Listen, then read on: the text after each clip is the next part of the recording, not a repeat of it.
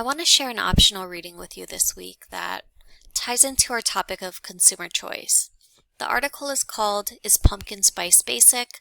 No, it's Economics." Every fall, pumpkin spice lattes and even apple cinnamon treats seem to pop up everywhere, from coffee shops, grocery stores, and even snacks that you wouldn't expect. For a lot of people, these flavors feel like the start of the season, but there's also some solid economics behind why demand for them is so high in the fall. So this article touches on some of the concepts we've already been working with.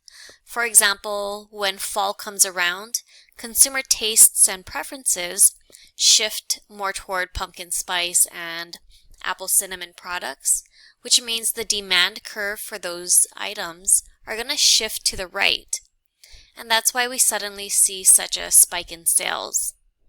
The article also points out that back in 2019, consumers spent about $500 million on pumpkin spice flavored grocery products in the US alone.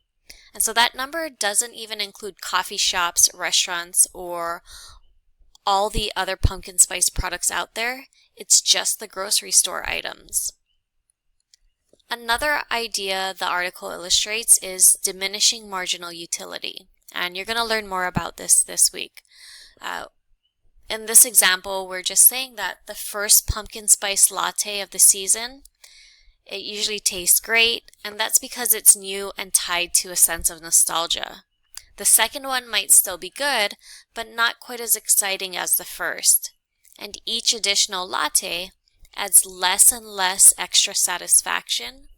And so by the time you've had your 10th, or hopefully not your 20th, the utility has diminished so much that you're probably ready to switch to peppermint mochas or something else.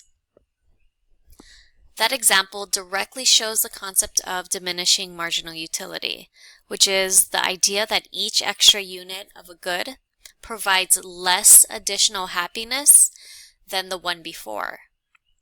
And so the article also connects to calculating marginal utility, another concept that you'll be looking at this week. So for example, if your total utility from one latte is 13 and your total utility from 2 lattes is 21, then the marginal utility of that second latte is 8. And so we simply calculate it by subtracting the total utility of the first from the total utility from the second. And so even though this reading is optional, it's still a fun way to see how the ideas we've been covering, such as demand shifts, and this week utility and diminishing marginal utility, show up in everyday life. And so if you've ever wondered why everyone rushes to buy pumpkin spice in September, economics has the answer.